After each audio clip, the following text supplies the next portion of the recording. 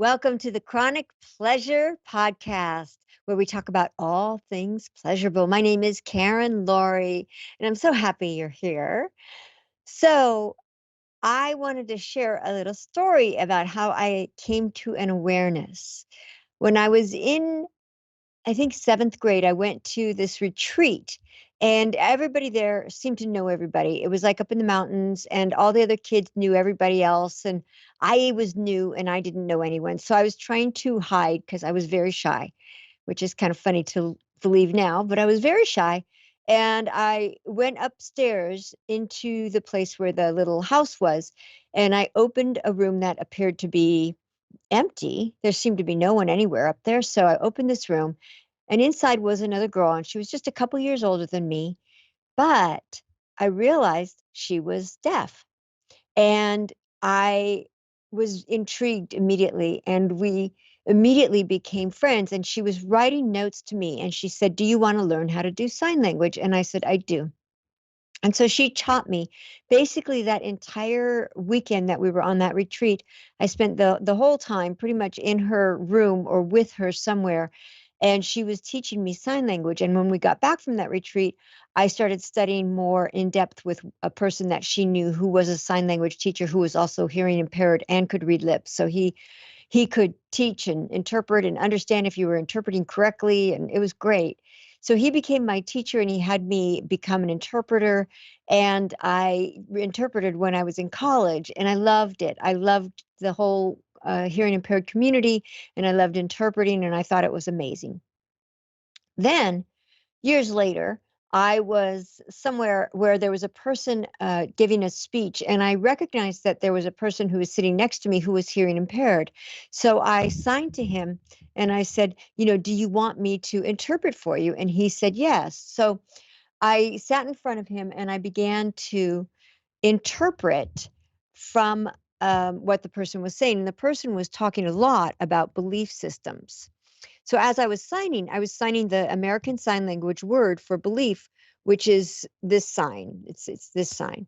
And so as I kept signing it, I kept hearing the man talking about belief systems, and I realized that that sign is really the sign for belief is really two signs. The first sign is thought, and the second sign is marry. Thoughts that you marry. And as I was interpreting, I heard the thought, "Oh my God, I have married so many thoughts I never should have gone to coffee with." And I realized for myself that I had been programmed as a very young person, maybe before I was even aware, with all sorts of negative thoughts about myself, about the world, about life, about health, about all sorts of things. And that I had married those thoughts because I had been living with them 24/7. I had been sleeping with them, eating with them, dining with them, showering with them. Those thoughts were with me all the time. And when I got home from that day where I'd been interpreting and I realized that I'd married all these thoughts I never should have gone to coffee with, I decided I would try to find a way to divorce those thoughts.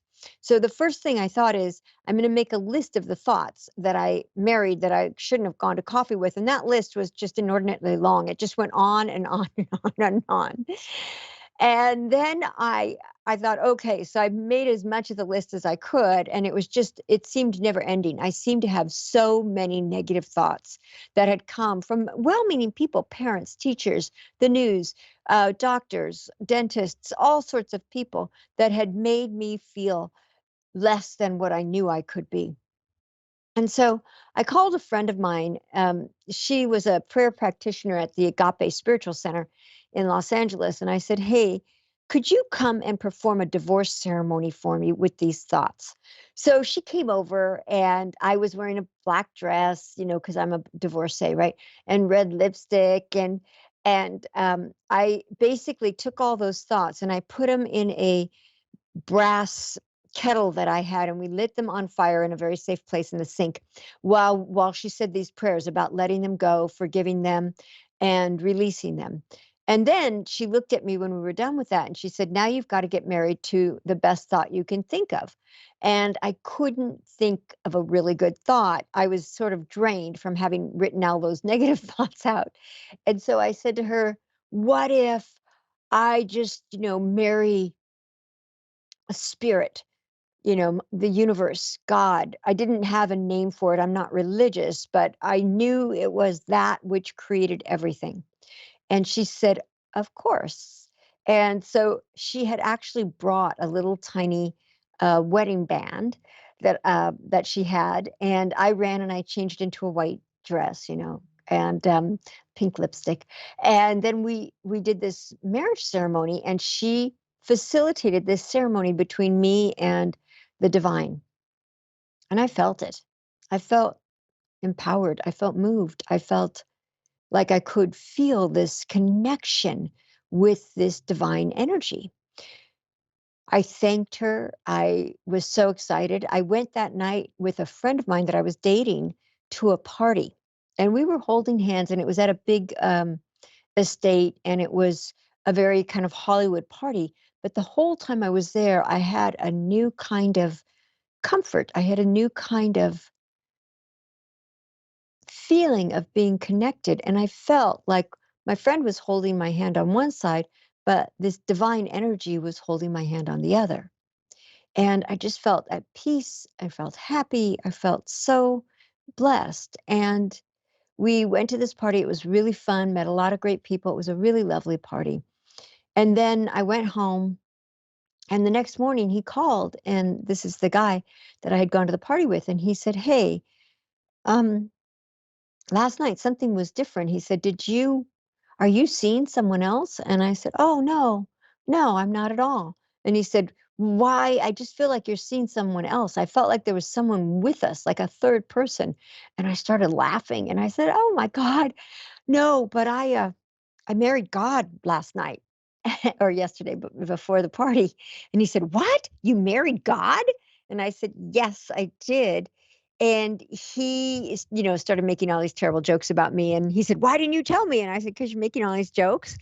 He's like, "Only you would marry God, you and the nuns." And I'm not a nun and I'm not Catholic. And I don't know why I thought to marry that. But anyway, so I had this experience of really feeling this connection, but I couldn't maintain it. Even though I married that divine energy, I couldn't maintain it. And I got very, very off track by focusing on all sorts of those thoughts that I thought I had fully divorced. I hadn't really divorced them, as what I found out. They were still present. And I couldn't really keep connecting with that God energy at that point. So I was still struggling. It had been a powerful experience, but I didn't know how to maintain it. And I still kept struggling. And what I realized is that all of those thoughts and those belief systems that we all are brought up with that are limiting us in some way, they sort of create this dirt on, as if you have like an imaginary windshield around you. They create this kind of dirt on the windshield that occludes your capacity to get to where you want to go in life. And I saw that I had so much dirt or so many belief systems that were occluding my capacity to see clearly, and I really struggled. And in fact, I ended up getting married to a man that I absolutely adored, but I couldn't maintain my happiness. And I got more and more down and more depressed. And even though he had all this goodness and all this money and creativity, and he was kind some of the times, I got more and more depressed, which made him get angrier. And my windshield was getting more and more occluded. And I was marrying many more thoughts I should never have gone to coffee with, new thoughts that I should not have gone to coffee with. And it wasn't until he and I ended up getting divorced. And I realized one day that I'd been stuck focusing on all these negative thoughts, and that those negative thoughts had really impacted my health and our relationship and my acting career and so many other aspects of my life. So, what I did was I had heard somebody talking about the word relevant. They were saying relevant, they were saying irrelevant. It was like a lawyer on something I was watching. This is relevant, that's irrelevant. So I have this, my mom is Greek, and I've always loved etymology, which is the study of where words are born.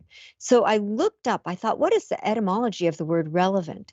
And I looked up that word relevant. And what happened was the etymology said relevant originally meant to lift up and to lighten.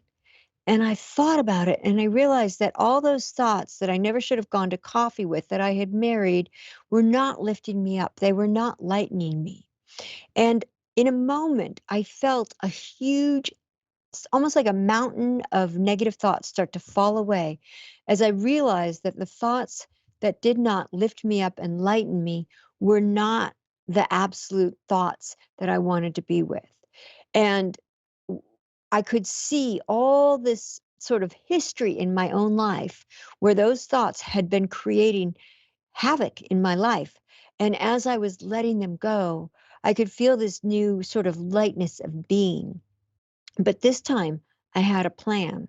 And my plan was that I was going to pay attention to how something felt. Did it lift me up and lighten me, or did it make me feel less than, or depressed, or sad?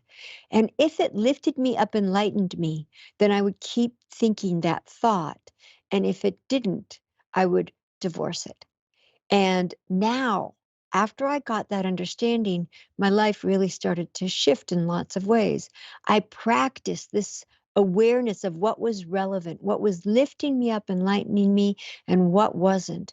And I practiced it so much that I've been practicing it now for 12 years, and I have gotten more and more clear. I don't have those thoughts that I never should have married anymore.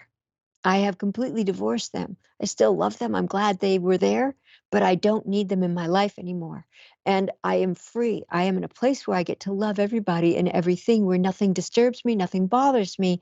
And because of that, I have this incredible freedom. And you can read more about this in my books. You can go to chronicpleasurebook.com, and that's going to be on the link somewhere, and chronicpleasurebook.com. And at chronicpleasurebook.com, you can download one of three books, or all three books, or two of three books. You have options. I'm so happy you're here. I absolutely love you. I appreciate you. So if you can, start paying attention to which thoughts you have that lift you up and lighten you, and which thoughts are thoughts that you should never keep going to bed with at night. And this is Karen Lorre. Thank you so much for joining us. I'll see you on the next episode of Chronic Pleasure.